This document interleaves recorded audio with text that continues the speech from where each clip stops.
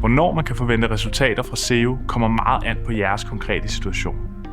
Hvis I allerede har en del søgeord, der ligger placeret, eksempelvis i bunden af side 1 eller på side 2, så vil man typisk kunne opleve resultater inden for et par måneder. Og med resultater, der mener jeg flere besøgende, flere konverteringer og mere omsætning for SEO. Har I derimod ikke arbejdet med SEO før, så tager det typisk noget længere tid, før man mærker resultaterne. En tommelfingerregel er, at det tager 5 til 7 måneder.